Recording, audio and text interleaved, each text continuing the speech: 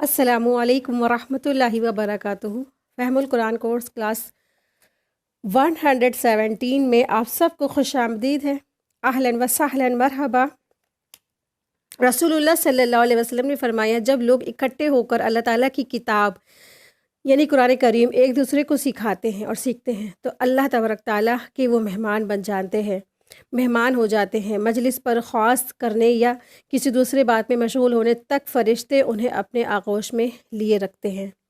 تو سبحان اللہ، قرآن مجید جو ایسی اللہ کی معجزاتی کتاب ہے، اللہ کا کلام ہے، تو اس کو پڑھنا بھی کیا ہے، بہت زیادہ فضیلت ہے، اور فرشتے اپنے پروں سے ان کو ڈھانپ لیتے ہیں۔ اور آپ دیکھیں کہ ایک ایک حرف، ایک ایک لفظ جب انسان سیکھتا ہے اللہ کی کلام کا تو وہ بھی باعث نیکیوں کا اجر اس کے نامۂ اعمال میں لکھا جاتا ہے۔ تو اللہ تبارک تعالیٰ سے دعا ہے کہ اللہ سبحانہ و تعالیٰ ہم سب کا یہاں پر یہ پڑھنا پڑھانا اس کو قبول فرمائے اور ہم سب کے لیے آخرت میں یہ صدقہ جاریہ بنا دے۔ اور اللہ تبارک تعالیٰ سے دعا ہے کہ اللہ تبارک تعالیٰ ہم سب کے والدین کو اور ہم سب کی اولادوں کو اور ہم سب کو جنت الفردوس میں اعلیٰ سے اعلیٰ مقام عطا فرمائے، آمین یا رب العالمین۔ نحمدہ و نصلی علی رسولہ الکریم، اما بعد، فاعوذ باللہ من الشیطان الرجیم، بسم اللہ الرحمن الرحیم۔ رب اشرح لی صدری ویسر لی امری واحلل عقدۃ من لسانی یفقہوا قولی، رب زدنی علما، رب یسر ولا تعسر وتمم بالخیر وبک نستعین، آمین یا رب العالمین۔ آج کا ہمارا لیسن ہے سورہ یونس، آیت 1 to 20۔ سورہ یونس کا تھوڑا سا انٹرو دیکھ لیتے ہیں ہم لوگ کہ سورہ یونس کے بارے میں کیا ہے۔ سورہ یونس دراصل کیا ہے، یہ سورت مکی ہے، مکہ میں نازل ہوئی، ٹھیک ہے، مکہ میں نازل ہوئی۔ اور مکی صورتوں کا معنی کیا بتایا تھا کہ جو صورتیں ہجرت سے پہلے نازل ہوئی وہ مکی کہلاتی ہیں، تو یہ صورت مکی ہے۔ تو رسول اللہ صلی اللہ علیہ وسلم کے ہجرت سے پہلے یہ صورت نازل ہوئی تھی۔ صورت کا نام حضرت یونس علیہ السلام کے نام پر رکھا گیا ہے، جن کا ذکر بھی انشاءاللہ آیت نمبر 98 میں آئے گا۔ مکہ مکرمہ میں سب سے پہلے اہم جو مسئلہ تھا وہ اسلام کی بنیادی عقائد کو ثابت کرنا تھا، اسی لیے اکثر جو مکی صورتیں ہوتی ہیں ان کی جو بنیاد ہوتی ہے اس پر زور دیا جاتا ہے، یعنی کہ توحید، رسالت اور آخرت پر کہ جو سبجیکٹ ہوتی ہے اس پہ بات کی جاتی ہے، اور اس کے ساتھ اسلام پر عرب کے مشرکوں کے اعتراض کے جواب بھی دیے گئے ہیں، ٹھیک ہے۔ اسلام پر جو یہ مشرکین مکہ اعتراضات کرتے تھے قرآن پر، آپ صلی اللہ علیہ وسلم پر، تو ان سب کے باتوں کا جواب دیا گیا ہے۔ ان کے غلط طریقے رویے کی کیا کیا گیا ہے، تنبیہ کی گئی، نندا کی گئی ہے، انہیں وارننگ کیا گیا ہے۔ حضرت نوح اور حضرت یونس علیہ السلام کے واقعات بھی کیا ہے اس سورے میں ہمیں ڈیٹیل سے ملیں گے۔ ان میں کافروں کے لیے یہ سبق ہے کہ انہوں نے پیغمبر کی مخالفت میں جو رویہ اختیار کیا ہوا ہے اس کے رزلٹ میں ان کا انجام بھی کیا ہونے والا ہے، ایسا ہی ہو سکتا ہے۔ اور حضور صلی اللہ علیہ وسلم اور مسلمانوں کے لیے یہاں پر اس صورت میں تسلی کا سامان ہے۔ تو آئیے دیکھتے ہیں سورہ یونس۔ اعوذ باللہ من الشیطان الرجیم، بسم اللہ الرحمن الرحیم، الف لام را، تلک آیات الکتاب الحکیم،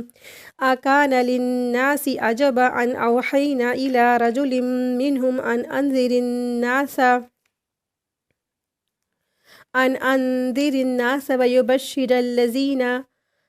ویبشر الذین آمنوا ان لهم قدم صدق عند ربهم، قال الكافرون ان هذا لساحر مبین۔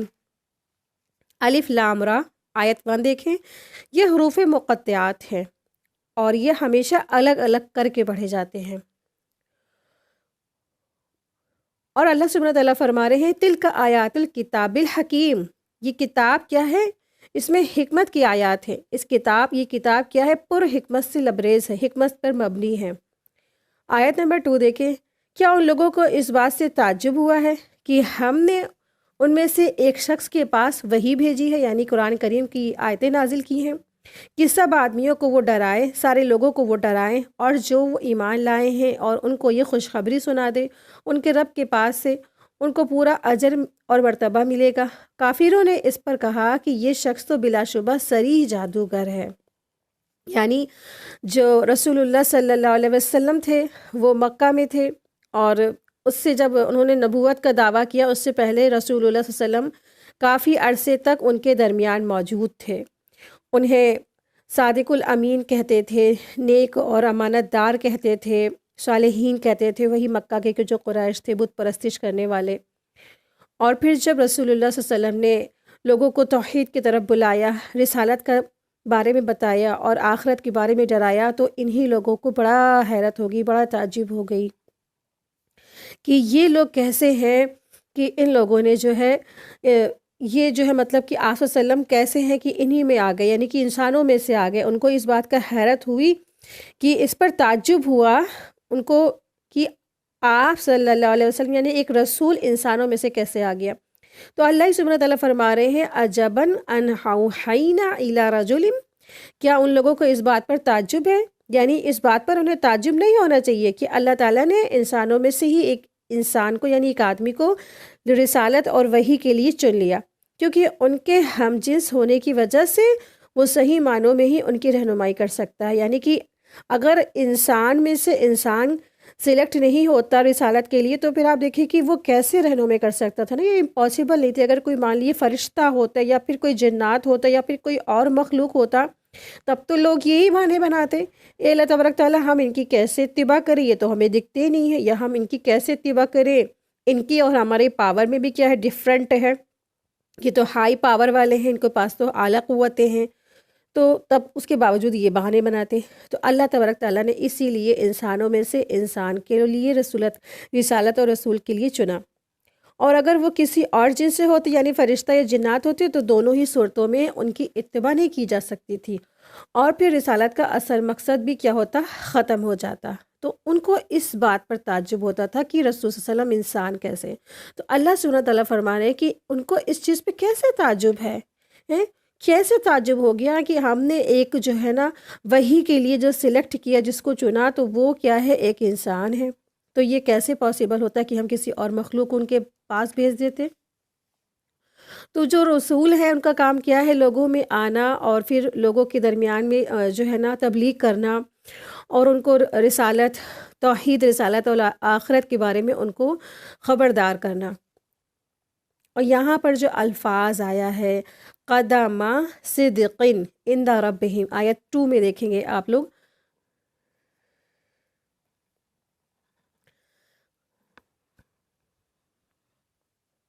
تو جو یہاں پہ الفاظ آیا ہے قدم صدق،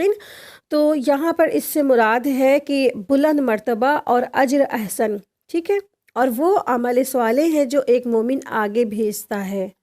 ٹھیک ہے۔ قدم صدق سے مراد کیا ہے کہ اس کا مطلب کیا ہے، بلند مرتبہ۔ قدم آپ دیکھیں قدم کے معنی کیا ہوتے ہیں، قدم کے معنی ہوتے ہیں آگے بڑھنا نا،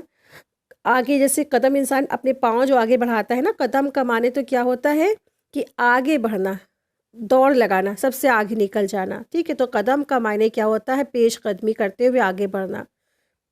درجے اور مرتبے کی بلندی کے بھی آگے جو ہے نکل جانا، اس کے حصول حاصل کرنا، یعنی کہ ایسا چلنا، ایسے آگے بڑھنا کہ درجہ اور بلندی میں بھی آگے نکل جانا۔ اور صدق معنی سچائی کے ہوتے ہیں، ٹھیک ہے، صدق معنی سچ والے، سچائی والے۔ تو صدق، قدم صدق سے مراد یہ ہے بلند مرتبہ، اجر احسن، اور وہ عمل صالح، وہ نیک اعمال جو ایک مومن اپنے آگے بھیج دیتا ہے، یعنی کہ اس دنیا میں رہ کر اللہ کی رضامندی کے خاطر اچھے اچھے اعمال اپنے آخرت کے لیے وہ بھیج دیتا ہے، آگے بھیج دیتا ہے، جو اللہ کی بارگاہ میں وہ قبول ہو جائیں، درجہ قبولیت رکھتے ہوں ایسے اعمال صالحہ، ٹھیک ہے۔ تو انہیں قدم صدق کہتے ہیں۔ آیت دیکھیے، آیت نمبر 3 ہے،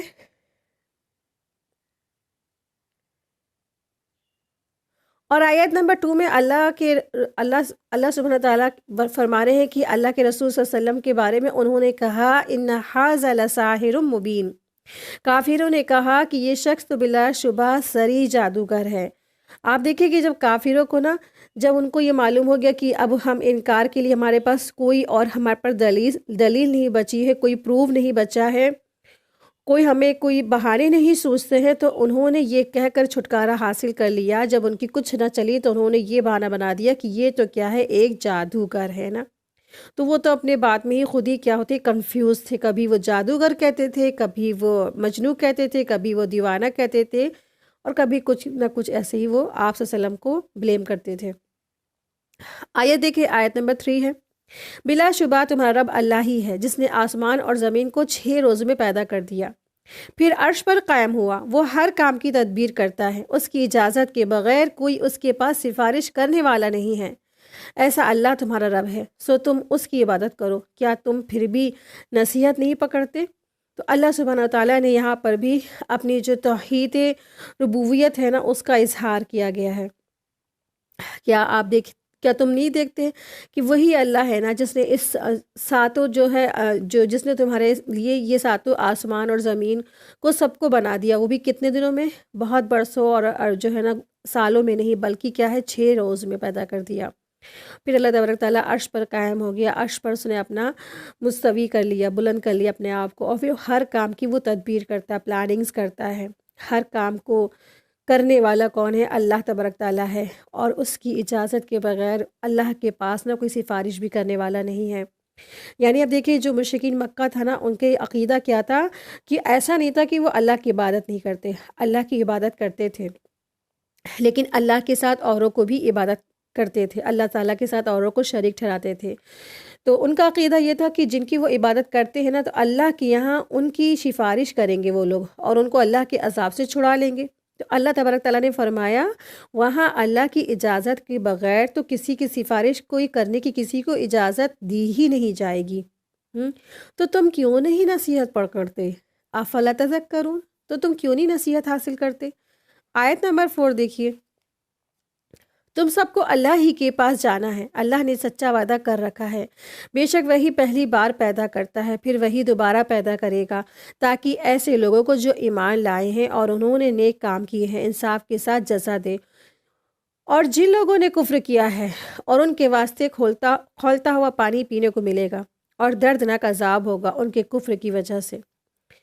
تو وہی بات ہے یہاں پر، جنہوں نے ایمان لیا ہے اور جنہوں نے اچھے کام کیے تو پھر کیا ہے ان کے لیے آخرت میں انعامات ہیں، اور جنہوں نے نہیں مانا اللہ کی اور اللہ کی رسول صلی اللہ علیہ وسلم کی بات اور پیغامات کو نہیں مانا، تو پھر ان کے لیے کیا ہے؟ برا انجام ہے، ان کے لیے آخرت میں کیا ہے؟ کھولتا ہوا پانی ہے اور پینے کو، اور ان کے لیے ٹھکانہ کہاں ہے؟ جہنم کا ہے۔ آئیے دیکھیں آیت نمبر 5، وہ اللہ تعالیٰ ایسا ہے جس نے آفتاب کو چمکتا ہوا بنایا اور چاند کو نورانی بنا دیا، اور اس کے لیے منزلیں مقرر کی ہیں تاکہ تم برسوں کی گنتی اور حساب معلوم کر لیا کرو۔ اللہ تعالیٰ نے یہ چیزیں بے فائدہ نہیں پیدا کی ہیں، وہ یہ دلائل ان کو صاف صاف بتلا رہا ہے جو دانش رکھتے ہیں، یعنی جو عقل رکھتے ہیں، جو سمجھ بوجھ رکھتے ہیں۔ تو یہاں پہ اللہ سبحانہ و تعالیٰ نے جو کیلنڈر ہے اس کے بارے میں بتایا ہے۔ تو اللہ تبارک تعالیٰ فرماتے ہیں وہی اللہ ہے جس نے تمہارے لیے سورج کو، ٹھیک ہے، تو آفتاب سے مراد یہاں پر سورج ہے، وجہ الشمس، شمس سے مراد کیا ہے؟ سورج ہے، اور شمس کو بنایا اللہ تبارک تعالیٰ نے چمکتا ہوا نورانی، ہے نا، والقمر نور، اور اللہ تبارک تعالیٰ نے چاند کو بنایا نورانی، تو چاند کو نور سے منور کیا اور سورج کو روشنی سے منور کیا،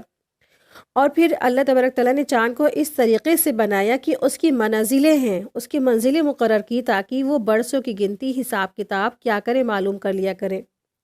یعنی ہم نے جو ہے اللہ تعالیٰ فرما رہے کہ ہم نے چاند کی جو منزلیں مقرر کر دی ہیں نا، ان کی جو منزلیں جو مقرر ہیں، آپ دیکھیں کہ جو روز چاند ہوتا ہے نا آسمان میں، وہ تھوڑا تھوڑا بڑھ جاتا ہے، ڈیلی اس کا جو ہے 29 یا 28 اس کی جو ہے منزلیں طے ہوتی ہیں، ہے نا، 28 منزلیں یا 30 منزلیں اس کی ہوتی ہیں، اور ڈیلی کہیں نہ کہیں اس کا جو ہے جگہ چینج ہوتی رہتی ہے، تو جو ڈیلی اس کی جو جگہ چینج ہوتی ہے اسی کو جو ہے ہم لوگ جو قمری کیلنڈر میں تاریخ کہتے ہیں، ایک نئی تاریخ ہو گئی، آج چاند کی 11 ہے، 12 ہے، 13 ہے، اس طریقے سے چاند کی تاریخیں ہم لوگ گنتے ہیں، تو اس کی کیا ہے؟ وہ منزلیں ہیں۔ اور آپ دیکھیں کہ جو یہ چاند ہے نا اس کی منزلیں مقرر فرما دی اللہ تبارک تعالیٰ نے، اور اس طرح سے وہ روز ڈیلی جو ہے اپنی جگہ سے وہ اوپر سے نیچے، نیچے سے اوپر ہوتا ہے، ایک رات اور ایک دن میں اپنی مخصوص حرکتیں یا چال کے ساتھ وہ طے کرتا ہے، اور یہ تقریباً 28 منزلیں ہیں، ہر رات کو ایک منزل پر پہنچاتا ہے وہ، جس میں کبھی جو ہے کوئی بھی غلطی بھی نہیں کرتا ہے۔ پہلی منزل میں وہ چھوٹا اور باریک نظر آتا ہے، پھر بتدریج بڑا ہوتا چلا جاتا ہے، حتیٰ کہ 14ویں یا 15ویں شب میں مکمل وہ پورا کا پورا ہو جاتا ہے، کمپلیٹ ہوتا ہے نا، جسے کہتے ہیں چاندوی کا چاند۔ پھر اس کے بعد پھر وہ سکڑنا یعنی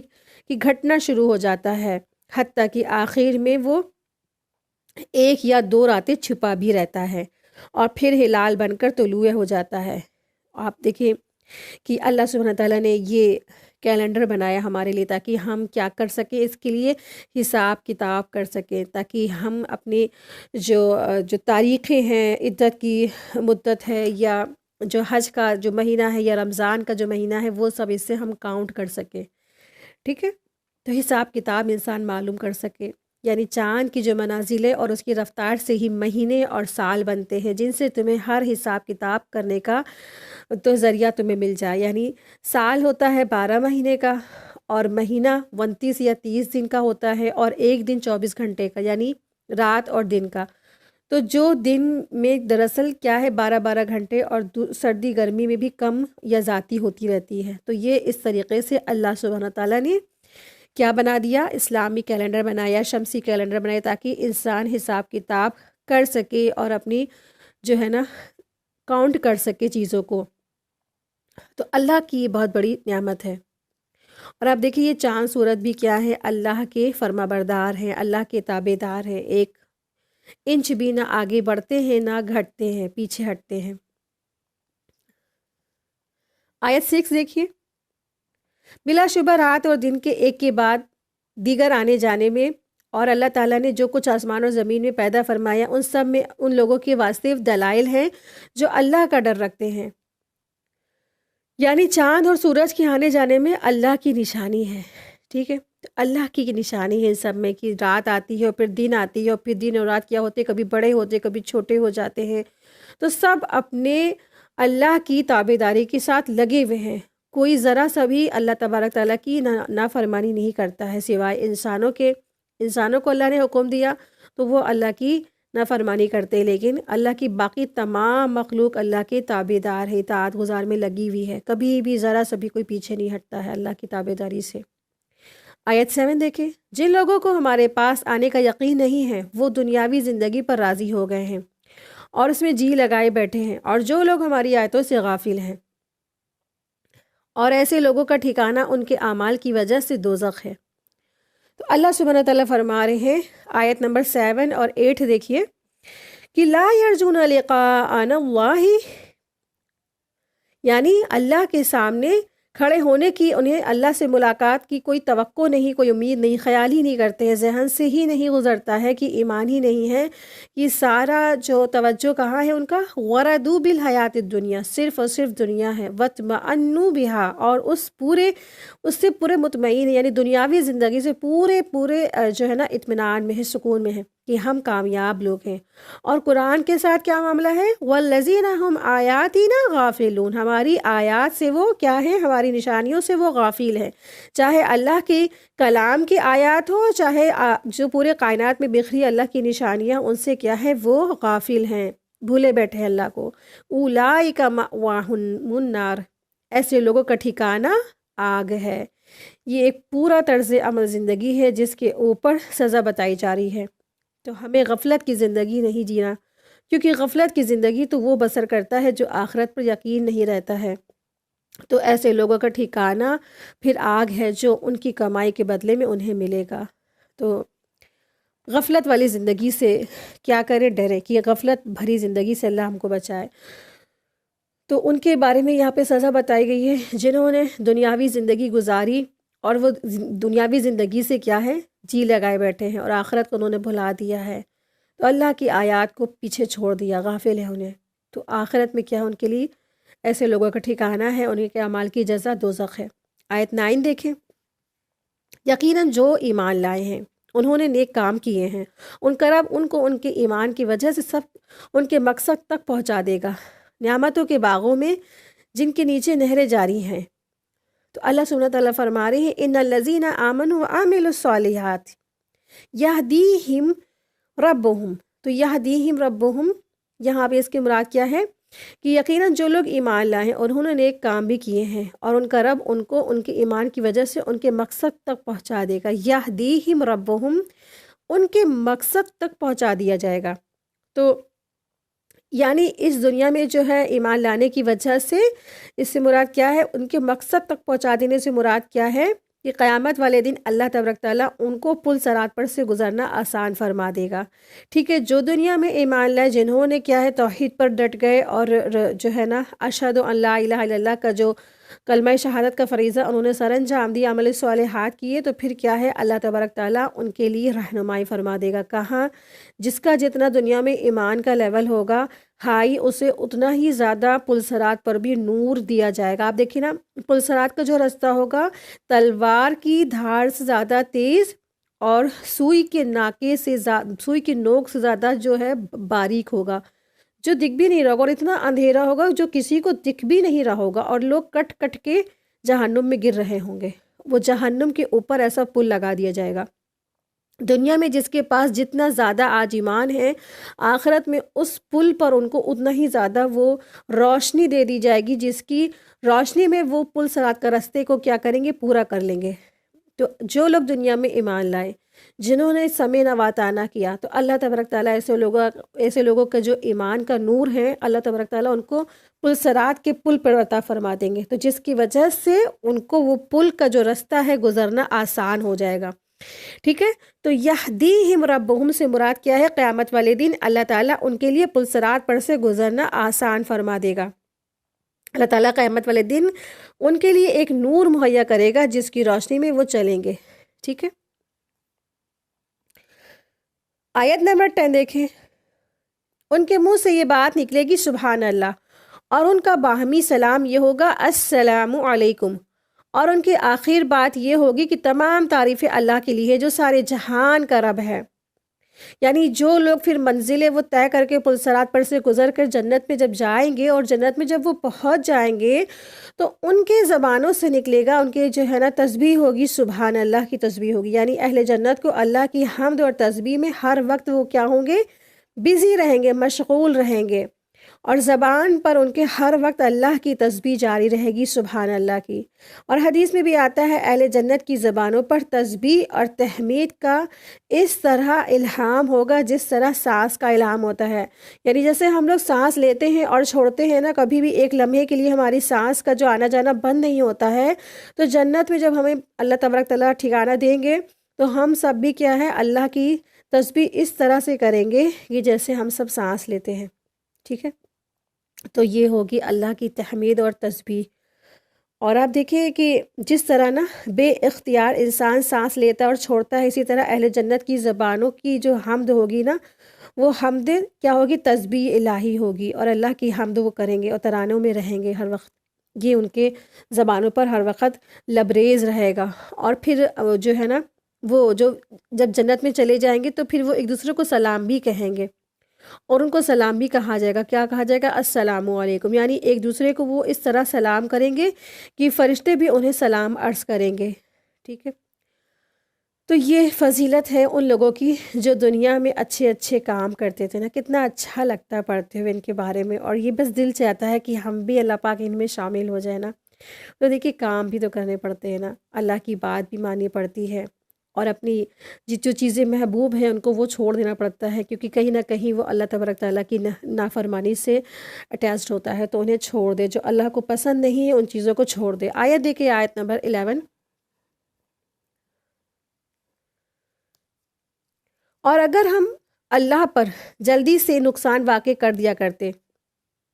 اور اگر اللہ لوگوں پر جلدی سے نقصان واقع کر دیا کرتا جس طرح وہ فائدے کے لیے جلدی مچاتے ہیں، تو ان کا وعدہ کبھی پورا ہو چکا ہوتا۔ سو ہم ان لوگوں کو جن کو ہمارے پاس آنے کا یقین نہیں ہے ان کے حال پر چھوڑ رکھتے ہیں، اپنی سرکشی میں بھٹکتے رہیں۔ تو یہاں پہ اللہ سبحانہ تعالیٰ فرما رہے ہیں وَلَوْ يُعَجِّلَ اللَّهُ لِلنَّاسِ شَرَّ اسْتِعْجَالَهُم بِالْخَيْرِ لَقُضِيَ إِلَيْهِمْ أَجَلُهُم، اور اگر اللہ تعالیٰ ان کو عذاب دینے میں جلدی کرتا جس طرح وہ بھلائی میں جلدی کرتا ہے نا، جب لوگ بندے جو ہے بھلائی مانگتے ہیں اللہ تبارک تعالیٰ فوراً بھلائی عطا فرما دیتے ہیں، اسی طرح اگر اللہ تبارک تعالیٰ ان کو جو ہے وہ عذاب دینے میں جلدی کرتا تو پھر کیا ہوتا، دنیا میں کوئی بھی باقی نہیں رہتا ہے نا۔ تو یہاں فرمایا جا رہا ہے کہ جس طرح انسان خیر کے طلب کرنے میں جلدی کرتا ہے نا، اسی طرح وہ اگر انسان نا شر یعنی عذاب کے طلب کرنے میں بھی جلدی مچاتا اور اللہ کے پیغمبروں سے کہتا کہ اگر تم سچے ہو، یعنی وہ جو لوگ ہیں اللہ کے پیغمبروں سے کہتے ہیں کہ اگر تم سچے ہو نا، جو عذاب کے بارے میں تم ہمیں بتا رہے ہو، تم ذرا جا کے ان عذاب کو لے آؤ، قیامت کے بارے میں ڈرا رہے ہو تو قیامت کو لے آؤ، جو بھی عذاب کے بارے میں تم ہمیں ڈرا رہے ہو تم اس کو لے آؤ۔ اللہ تعالیٰ فرماتے ہیں کہ اگر ان کے اس مطالبے کے مطابق ہم جلد عذاب بھیج دیتے تو کب کی یہ دنیا ختم ہو چکی ہوتی اور سب لوگ موت اور ہلاکت میں ختم ہو چکتے، لیکن ہم کیا کر رہے ہیں، انہیں مہلت دے رہے ہیں، انہیں پورا وقت دے رہے ہیں۔ اور دوسرا معنی یہ بھی ہے کہ جس طرح انسان اپنے لیے نا خیر اور بھلائی کی دعا مانگتا ہے جنہیں ہم قبول کرتے ہیں، یعنی جنہیں اللہ قبول فرماتے ہیں، اسی طرح جب انسان غصے یا پریشانی یا جھنجھلاہٹ یا تنگی میں ہوتا ہے تو اپنے ہی لیے اور اپنی ہی اولاد کے لیے بد دعا کرتا ہے، جنہیں اللہ اس لیے نظر انداز کر دیتے ہیں کہ یہ زبانوں سے تو ہلاکت مانگ رہا ہے مگر اس کے دل میں ایسا ارادہ نہیں ہے۔ لیکن اگر اللہ انسانوں کی بد دعا کے مطابق انہیں فوراً ہلاکت سے دوچار کرنا شروع کر دے تو پھر جلد ہی یہ لوگ موت اور تباہی سے دوچار ہو جایا کریں۔ اسی لیے حدیث میں بھی آتا ہے کہ تم اپنے لیے اور اپنی اولاد کے لیے اور اپنے مال اور اپنے کاروبار کے لیے بد دعا مت کرو، ٹھیک ہے؟ نہ اپنے لیے، نہ اپنے اولاد کے لیے، نہ اپنے سامان کے لیے، نہ اپنے کاروبار کے لیے بد دعا مت کرو، کہیں ایسا نہ ہو کہ تمہاری بد دعائیں صرف اس گھڑی کو پالیں جس میں اللہ کی طرف سے وہ دعائیں قبول کی جاتی ہیں، بس وہ تمہاری بد دعا قبول فرما لے۔ یہ سنن ابو داؤد کی حدیث ہے 1532۔ اس سے کیا پتہ چلتا ہے کہ اکثر یہ بھی ہوتا ہے کہ جو مین خاص کر خواتین ہیں تو وہ جو ہے چڑچڑا جاتی ہیں یا بیماری کی وجہ سے، یا مینسز جب ہوتے ہیں تو اس میں بھی ان کا تھوڑا سا ہارمونز اوپر نیچے ہوتا ہے، اس کی وجہ سے وہ چڑچڑی تھوڑی سی غصیلی اور جو ہے غصے میں، اسی وجہ سے وہ اپنے زبانوں سے اپنے اولادوں کے بارے میں یا اپنے بارے میں یا اپنے گھر کے بارے میں یا سامان کے بارے میں غلط بات کہہ جاتی ہیں، تو انہیں نہیں کہنا چاہیے۔ کہیں خدا نخواستہ وہ قبولیت کی گھڑی ہو گئی تو پھر وہ کیا ہے، کہیں وہ اللہ کی بارگاہ میں قبول نہ کر لیا جائے، ٹھیک ہے؟ تو بہت الرٹ رہنا چاہیے، کبھی بھی بد دعا نہ نکالیں اپنی زبانوں سے، تو ہمیشہ اچھی بات نکالیں، بہترین بات نکالیں۔ اور ایک ایسی واقعہ ہے کہ ایک ماں تھی، اور وہ جو ماں تھی تو انہوں نے اپنے جو ہے ان کے مہمان آ رہے تھے، پرانے ٹائپ کے جو لوگ تھے، پرانا زمانہ تھا، ان کے گھر میں جب مہمان آ رہے تو سب کھانا انہوں نے گھر میں بنایا، سب تیاری کی، صبح سے شام انہوں نے بہت تیاریاں کی، سب کچھ کیا، لیکن اچانک سے ان کے جو چھوٹا بیٹا ہوتا ہے وہ آ جاتا ہے اور اس نے چھنی سے چھان کے ان کی جو ہانڈی تھی اس میں مٹی ڈال دی، ساری کی ساری ہانڈی خراب ہو گئی۔ اب کوئی اور ماں ہوتی تو کتنی بچے کو مارتی، بد دعا دیتی نا، گالیاں دیتی، سب کچھ کرتی، لیکن وہ جو ماں تھی اتنی بہترین مائیں ہوا کرتی تھی کہ انہوں نے کہا کہ جا تو اللہ کرے مکے کا امام بن جا، یہ ان کی بد دعا تھی۔ اور اللہ کا کرنا ایسا ہوا کہ وہ واقعی میں خانہ کعبہ کے امام ہوئے، اور ان کا نام کیا ہے؟ شیخ سدیس۔ شیخ سدیس اپنی زبان سے کہتے ہیں کہ میری ماں کی بد دعا ہے کہ مجھے آج کعبے کا امام بنا دیا گیا۔ تو آپ دیکھیے بد دعا بھی اللہ سنتے ہیں نا، اس سے کیا پتہ چلتا ہے۔ تو کبھی بھی دل سے جو بات نکل جاتی ہے اللہ تبارک تعالیٰ اس کو سن لیتے ہیں، تو ہمیشہ اپنے اولادوں کے حق میں، اپنے حق میں، اور اپنے تمام جو چیزیں ہیں اور تمام جو گھر کی جتنے بھی ہیں چیزیں ہیں، خاص کر کے شوہر ہے، جو بھی رشتہ دار ہیں، بھائی بہن ہیں، والدین ہیں، کبھی بھی ان کے بارے میں غلط بات نہیں کہے، اچھی بات کہے۔ زبان اللہ تبارک تعالیٰ نے دی ہے تو اس کا حساب کتاب بھی ہوگا، تو اچھی بات زبان سے نکالیں، ورنہ کیا کریں؟ خاموش رہیں، ٹھیک ہے؟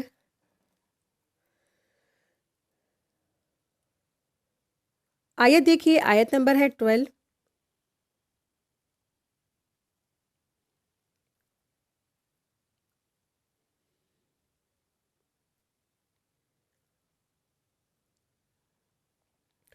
اور جب انسان کو کوئی تکلیف پہنچتی ہے تو ہم کو پکارتا ہے، لیٹتے بیٹھتے بھی، کھڑے بھی، پھر جب ہم اس کی تکلیف اس سے ہٹا دیتے ہیں تو وہ ایسا ہو جاتا ہے گویا اس نے اپنی تکلیف کے لیے جو اس سے پہنچتی تھی کبھی ہمیں پکارا ہی نہیں تھا۔ ان حد سے گزرنے والوں کے اعمال ان کے لیے اس طرح خوشنما بنا دیا گیا ہے۔ تو اللہ سبحانہ تعالیٰ نے فرمایا ہے ایک سیلفش آدمی کے بارے میں، یہاں بتایا جا رہا ہے جو ایک مطلبی انسان ہے، کہ جب اس کو تکلیف پہنچتی، پریشانی پہنچتی، مصیبت پہنچتی ہے نا، تو وہ کیا کرتا ہے؟ اللہ کو پکارتا ہے۔ وَإِذَا الْمَسَّ الْإِنسَانَ دُرٌ دَعَا لِجَنبِهِ اور قَاعِدًا اور قائما، جب انسان کو تکلیف، پریشانی، مصیبت پہنچتی ہے تو اللہ کو پکارتا ہے، لِجَنبِهِ لیٹے بیٹھے، اور قائدًا بیٹھے ہوئے، اور قائما کھڑے ہوئے، لیٹے ہوئے، بیٹھے ہوئے اور کھڑے ہوئے، اللہ کو ہر وقت پکارتا ہے کہ اللہ سن لے، میری فریاد سن لے، میرا فلاں شخص بیمار ہے، اس کو اچھا کر دے، یا میری جو بزنس لاس ہے اللہ اس کو بچا لے، یا میری جاب لگا دے اللہ تعالیٰ، یا مجھے اولاد دے دے۔ ہر وقت ہر وقت ہر وقت اللہ کو پکارے پکارے پکارے۔ لیکن جب اللہ اس کی فریاد پوری کر دیتا ہے نا، اس کے بگڑی بھی بنا دیتا ہے، اس کی دعا قبول کر لیتا ہے، تو پھر اللہ کو وہ ایسے بھول جاتا ہے جیسے کبھی اس نے اللہ کو یاد ہی نہیں کیا تھا۔ تو جب انسان آزمائش سے گزرتا ہے نا، تو پھر اللہ کو خوب یاد کرتا ہے، خوب یاد کرتا ہے۔ تو آزمائش ڈالی بھی اسی لیے جاتی ہے تاکہ وہ ہمیں اللہ کے اور قریب کر دے، ہے نا۔ لیکن اکثر کیا ہوتے ہیں، آزمائشوں میں بھی اللہ کے قریب بھی نہیں جاتے ہیں۔ تو جب آزمائش آتی ہے تو اللہ کے قریب ہو جائے، اللہ سے اللہ کا جو ہے توبہ کرے، استغفار کرے، اور اللہ کی رحمتوں سے ڈھانپ لیتی ہے تو اچھی بات ہے، اللہ کے قریب ہو جائے۔ لیکن جو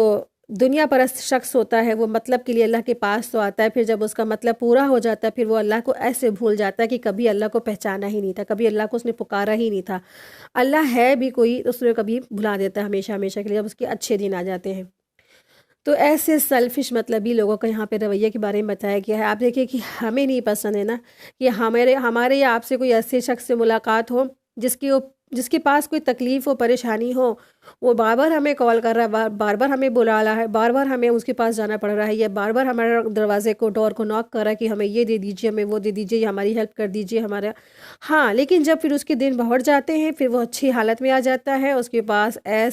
عیش عشرت آرام اور آرام کے دن آ جاتے، تو پھر وہ بھلا دیتا ہے اسی شخص کو جس نے اس کے پریشانیوں میں ساتھ دیا نا۔ تو پھر کتنا انسان بھلا برا کہتا ہے، دیکھو کیسے مطلبی خود غرض ہے نا۔ جب پریشانی کے دن تھے تو ہم کو پوچھتے تھے، آج اچھے دن آ گئے تو ہم کو بھلا بیٹھے۔ اب سوچے جب انسانوں کا یہ حال ہے، جس نے اپنے ہر چیز دی ہے، ہماری تخلیق کی، ہمیں پیدا کیے، ہمارے سانسیں دی، ہمارے ماں باپ دیے،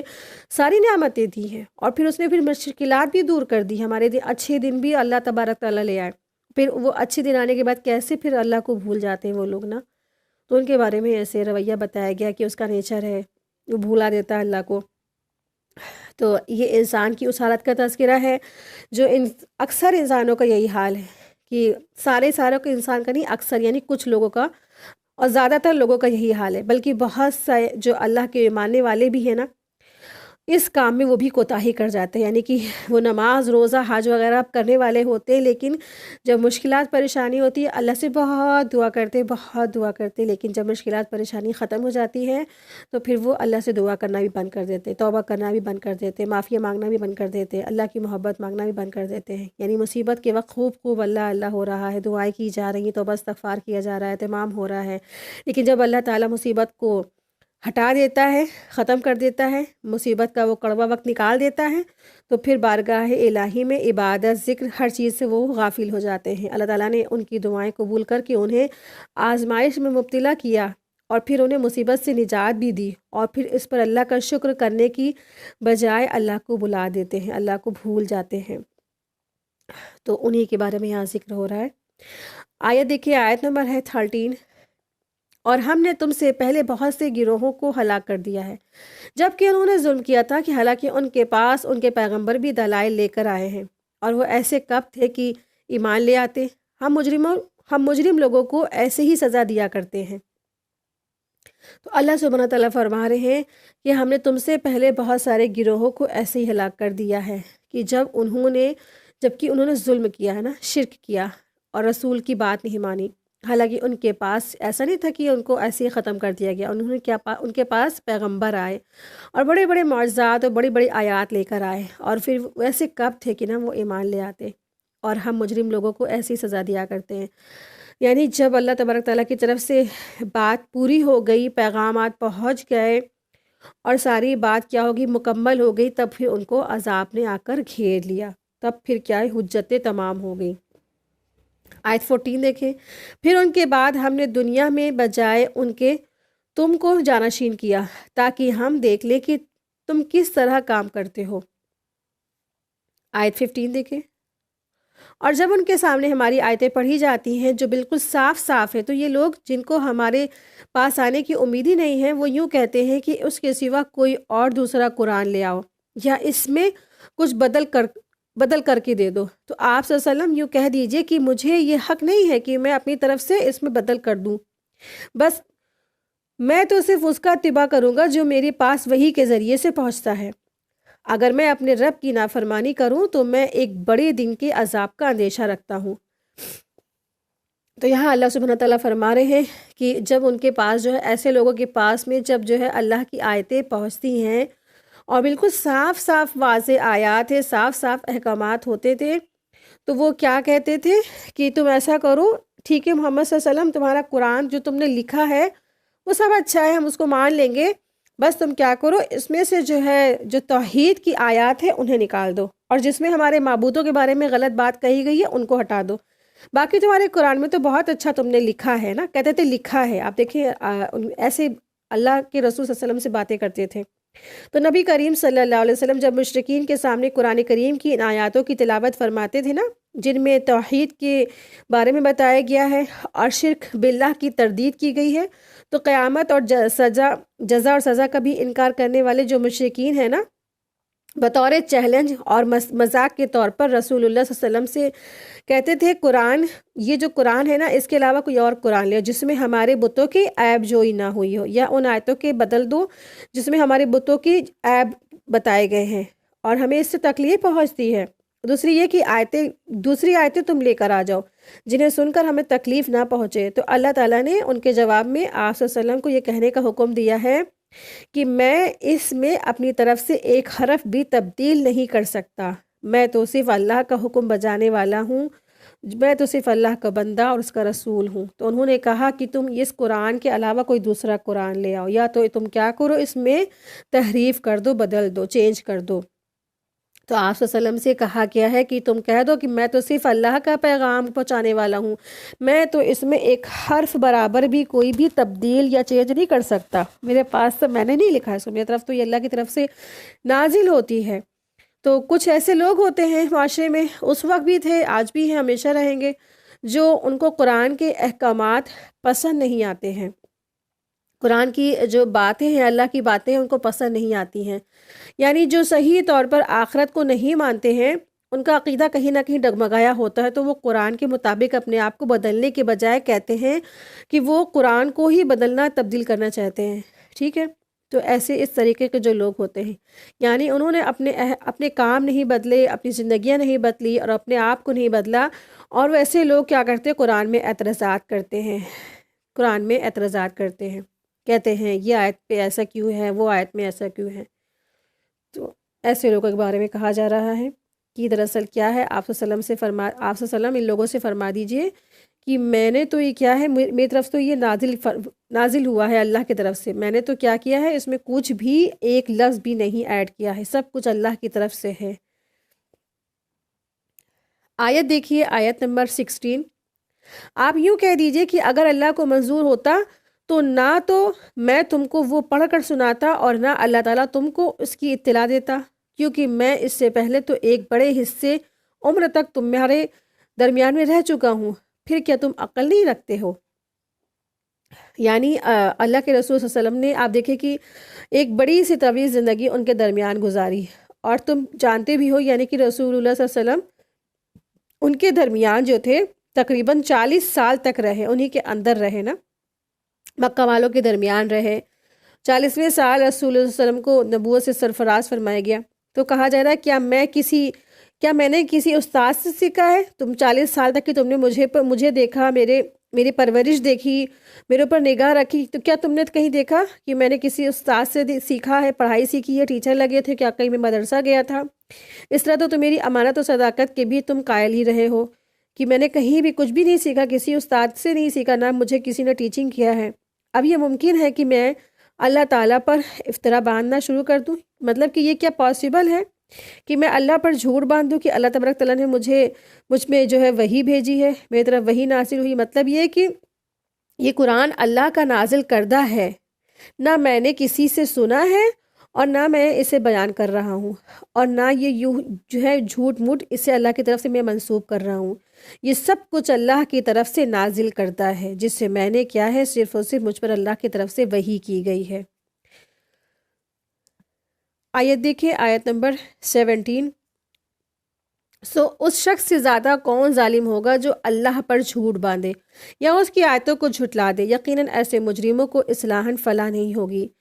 تو یہاں پہ اللہ سبحانہ تعالیٰ فرما رہے ہیں وہ سب ظالم ہیں جنہوں نے اللہ پر جھوٹ باندھا ہے، جو جھوٹ باندھتے ہیں نا۔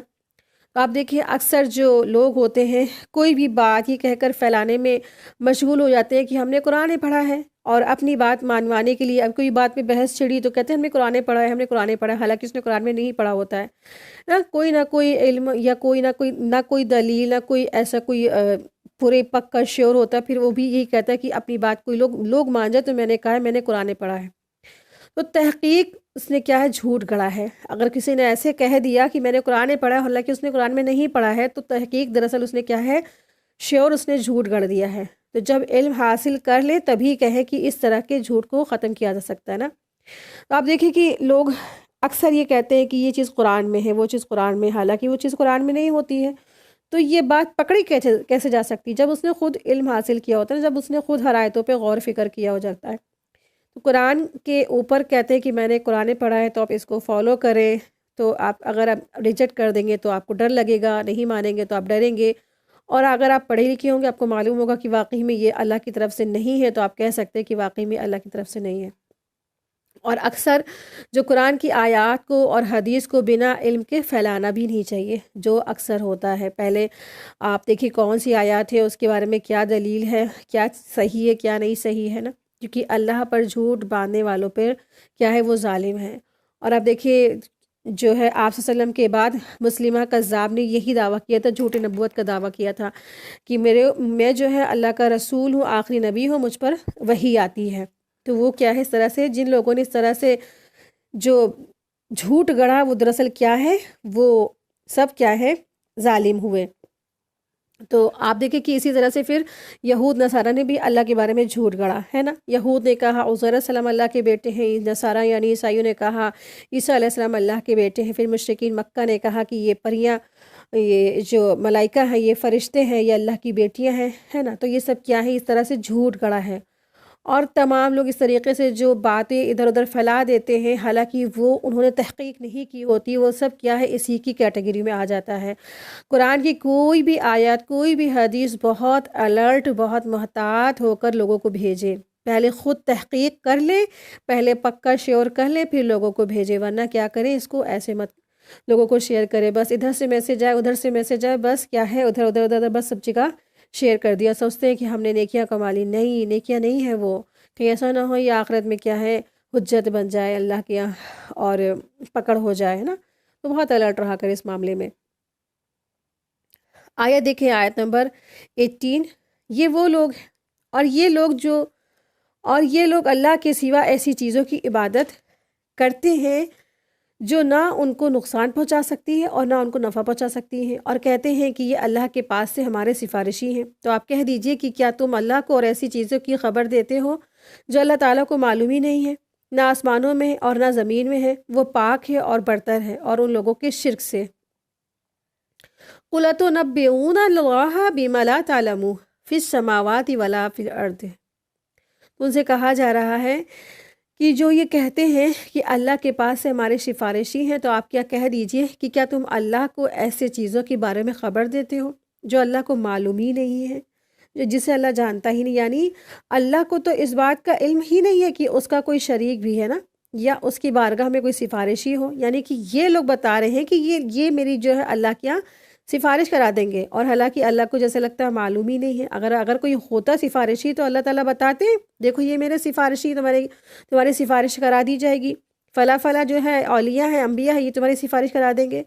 تو اللہ نے تو کوئی سفارش مقرر ہی نہیں کیا، تو یہ لوگ کہاں سے ایسے گمراہ ہو کے چل دیے ہیں۔ تو ایک طرح سے سوالیہ انداز ہے کہ یہ جو لوگ ہیں نا، ان کو ایسے جو اللہ کے بارے میں کہتے ہیں، اللہ کو اس بات کا کیا علم نہیں ہے کہ اس کا کوئی شریک بھی ہے یا اس کی بارگاہ میں کوئی سفارشی بھی ہوں گے۔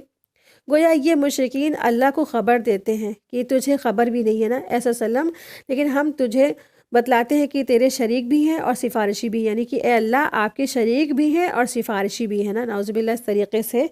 یہ لوگ اس طریقے سے چیلنج کرتے ہیں، تو اپنے عقیدت مندوں کی سفارش وہ کروائیں گے، ٹھیک ہے۔ تو اس طریقے سے اللہ سبحانہ تعالیٰ کی طرف سے ایک یہ ڈانٹ ہے، ڈانٹا جا رہا ہے ان کو کہ تم کہتے ہو کہ جن لوگوں کو انبیاء، اولیاء، ولی ہے نا، مزار والے، بت پرستش، یہ جتنے بھی بت پرستش کرنے والے سب لوگ یہ کہتے ہیں کہ میری اللہ سے سفارش کرا دیں گے۔ کیا تم اللہ کو خبر دے رہے ہو کہ اللہ کیا یہ سفارش کرا دیں گے؟ قُلْ أَتُنَبِّئُونَ، کیا تم اللہ کو خبر دے رہے ہو کیا اللہ کو معلوم نہیں ہے کہ اللہ کے یہاں سفارش ہی کرا سکتا ہے؟ کون ہی سفارش کرا سکتا ہے؟ سبحانہ وتعالی عما یشرکون، وہ پاک ہے اور برتر ہے ان لوگوں سے، شرک سے، ان لوگوں کے شرک سے۔ کہ اللہ تعالیٰ نے فرمایا مشرکین کی یہ باتیں بے اصل ہیں، اللہ تعالیٰ ان تمام باتوں سے پاک اور برتر ہے۔ تو اللہ تبارک تعالیٰ کی تو سفارش اسی کی جائے گی جس کو وہ اجازت دے دے، جیسے ہم لوگ نے آیت الکرسی میں آیت میں پڑھا تھا نا کہ اللہ تبارک تعالیٰ کی یہاں سفارش اسی کی قبول کی جائے گی جس کو اللہ خود اجازت دے دے، اور رسول اللہ صلی اللہ علیہ وسلم شفاعت کریں گے سب کی، ہے نا، شفاعت کبریٰ اور پھر شفاعت صغریٰ کا اختیار ان کو اللہ تبارک تعالیٰ دیں گے، لیکن اللہ کی اذن سے وہ بھی ہوگا، بغیر اللہ کی اذن سے کسی کا کوئی سفارش کرا ہی نہیں سکتا ہے۔ تو اتنے بڑے بڑے جب گناہ کر کے آ رہا ہے، ظلم کر کے آ رہا ہے، جھوٹ گڑھ کے آ رہا ہے، اللہ کے ساتھ بہتان تراشی لوگ کر کے آ رہے ہیں، شرک کر کے آ رہے ہیں، اور یہ امید لگائے بیٹھے ہیں کہ یہ بت جن کی ہم عبادت کر رہے ہیں یہ اللہ کے ہمارے سفارش کرا لیں گے، یہ مزار والے پیر ولی اولیاء ہماری اللہ سے بخشش کروا لیں گے، یہ ہمارے ابا اماں جو بھی ہیں دنیا سے چلے گئے ہیں، پیر ولی اولیاء ہیں، یہ ہمیں بچا لیں گے۔ تو دراصل یہ کیا ہے؟ یہ بالکل غلط بات ہے، بس وہ کیا ہے؟ ایک دھوکہ ہے، دھوکہ اور کچھ نہیں ہے۔ موت آتی ہے سارے دھوکے ختم ہو جاتے ہیں۔ آیت دیکھیں، آیت نمبر 19 ہے، اور تمام لوگ ایک ہی امت کے تھے، پھر انہوں نے اختلاف پیدا کر لیا، اور اگر یہ ایک بات نہ ہوتی جو آپ کی رب کی طرف سے پہلے ٹھہر چکی ہے تو جس چیز میں یہ لوگ اختلاف کر رہے ہیں ان کا قطعی فیصلہ ہو چکا ہوتا۔ یعنی اللہ سبحانہ تعالیٰ فرما رہے ہیں کہ سب لوگ کیا تھے؟ اسلام جب آیا دنیا میں سب لوگ کیا تھے؟ ایک امت ہے، ایک امت ہے، واحد تھے، یعنی سب کے سب توحید پر تھے، کوئی بھی بٹا ہوا نہیں تھا گروپ میں، نہ تو کوئی اس وقت ہندو تھا نہ کوئی مسلمان تھا، سب کے سب کیا تھے؟ صرف مسلمان تھے۔ وہ تو پھر نوح علیہ السلام کے وقت میں یہ ہوا، لوگوں نے کیا کیا؟ بتوں کی عبادت شروع کر دی، پھر کیا ہوئے؟ لوگ گروہوں میں بٹ گئے۔ آج آپ دیکھیں کہ اللہ نے سارے انسانوں کو بنایا ہے نا، اور کئی سو آج جو ریلیجیس آج موجود ہیں، کیسے گروہوں میں لوگ بٹ گئے، لاکھوں اور لاکھوں نہیں تو کم سے کم سینکڑوں گروہوں میں تو لوگ بٹ ہی گئے ہیں آج۔ لیکن دراصل کیا ہے؟ اللہ تبارک تعالیٰ نے سب کو بنایا ہی اسی لیے تھا کہ صرف اور صرف اللہ کی عبادت کی جائے، اور شروع میں سب جب اسلام آیا سب لوگ کیا تھے؟ توحید پر تھے، لیکن کچھ سالوں کے بعد کیا ہوا؟ دنیا میں لوگ شرک میں مبتلا ہو گئے، اور پھر شرک میں مبتلا ہو گئے، پھر لوگوں میں اختلاف ہوا نا، توحید اور کیا ہوا؟ توحید اور جو ہے بت پرستش کا کہ جو حق ہے اور باطل ہے ان میں کیا ہوا؟ اختلاف ہوا، پھر ایک دوسرے سے کیا کرنے لگے؟ الگ تھلگ ہو گئے۔ جو توحید والے تھے انہوں نے جو ہے ان لوگوں کو دعوت دی، لیکن انہوں نے کیا کیا؟ باطل پرستوں نے، بت پرستوں نے، انہوں نے ہمیشہ توحید کا انکار کیا۔ وَلَوْلَا كَلِمَةٌ سَبَقَتْ، یعنی اگر اللہ تعالیٰ نے پہلے ہی فیصلہ نہ کر لیا ہوتا کہ دنیا میں لوگوں کو مہلت دی جائے گی تاکہ وہ اپنی عقل و فہم سے کام لے کر جس راستے کو چاہے اختیار کرے اور جس راستے کو چاہے چھوڑ دے، اور قیامت کے دن انہیں ان کے اچھے و برے اعمال کا بدلہ دیا جائے گا، تو کبھی بھی اللہ تبارک تعالیٰ حقیقت کو بے نقاب کر کے ان لوگوں کو پکڑ چکا ہوتا، اور جو ایمان کا راستہ چھوڑ کر کفر اور شرک کے راستے پر چل رہے ہیں۔ یہ دراصل کیا ہے؟ ان کو اگر چھوڑ رکھا ہے، ٹائم دے رکھا ہے، تو دراصل کیا ہے؟ یہ ایک مہلت ہے، یہ ایک ڈھیل ہے۔ آیت دیکھیے، آیت نمبر 20، یہ لوگ یوں کہتے ہیں کہ ان پر ان کے رب کی جانب سے کوئی نشانی کیوں نہیں نازل ہوتی ہے؟ سو آپ فرما دیجئے کہ غیب کی خبریں تو صرف اللہ کو ہیں، سو تم بھی منتظر رہو، میں بھی منتظر رہتا ہوں تمہارے ساتھ میں۔ تو یعنی اس سے مراد کیا ہے؟ وَيَقُولُونَ لَوْلَا أُنزِلَ عَلَيْهِ آیَاتٌ مِّن رَبِّهِ، اور یہ لوگ یوں کہتے ہیں کہ ان پر ان کے رب کی طرف سے کوئی نشانی کیوں نہیں آتی؟ تو اس سے مراد بڑا معجزہ ہے، واضح جو ہے نا معجزہ ہے، جیسے قوم سمود کے لیے اونٹنی کا جو ظہور ہوا تھا، پھر ان کے لیے صفا پہاڑی کو، ان کے لیے وہ کیا کہتے تھے کہ اللہ کے رسول ہم آپ کی بات کا یقین کر لیں گے کہ اگر آپ نے صفا پہاڑی کو سونے کا بنا دیا، وہ یہ ڈیمانڈ کرتے تھے، یا ان دونوں جو پہاڑوں کے کو ختم کر کے ان کے بیچ سے آپ نہریں جاری کروا دیں یا باغات بنا دیں۔ تو اس قسم کے وہ معجزہ جو ہے ظاہر کرنے کے لیے ڈیمانڈ کرتے تھے، مطلوب کرتے تھے اللہ کے رسول صلی اللہ علیہ وسلم سے۔ تو آپ ان سے فرما دیجئے فَقُلْ إِنَّمَا غَيْبَ لِلَّهِ فَانْتَظِرُوا، آپ ان سے فرما دیجئے کہ غیب کی خبریں تو صرف اللہ ہی کی ہیں، تم انتظار کرو۔ یعنی